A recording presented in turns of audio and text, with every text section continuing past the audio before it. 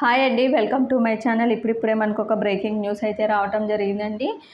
ఈ breaking news ఏంటంటే అటు ఉద్యోగ పెన్షనర్లకి, అదేవిధంగా 1వ తారీఖున జీతాలు తీసుకున్నటువంటి మామూలు పెన్షనర్లకి అందరికీ కూడా ఇదొక సూపర్ గుడ్ న్యూస్గా అయితే చెప్పుకోవచ్చు. ఆ వివరాలన్నీ కూడా పూర్తిగా వీడియోలో అయితే తెలుసుకుందాం. మీరైతే వీడియోని ఎక్కడెక్కడ స్కిప్ చేయకుండా ఎండ్ వరకు అయితే చూసేయండి. వీడియో నచ్చినట్లయితే తప్పకుండా లైక్ చేయండి, షేర్ చేయండి. మొత్తానికైతే మే 1వ తేదీన బ్యాంక్ ఖాతాల్లో అయితే మామూలు పెన్షనర్లకి జమ చేయడం జరిగిందండి.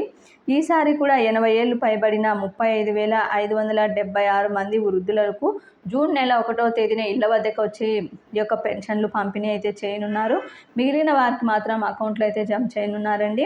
అదేవిధంగా ఉద్యోగ పెన్షనర్లకి కూడా ఈసారి 1వ తేదీనే ఈ యొక్క పెన్షన్లు అనేటివి అకౌంట్లో జమ కానున్నట్టు సమాచారం. జూన్ 1న 47.74 లక్షల మంది పెన్షనర్లకు బ్యాంక్ ఖాతాల్లో అయితే జమ చేయనున్నట్టు సమాచారం అండి.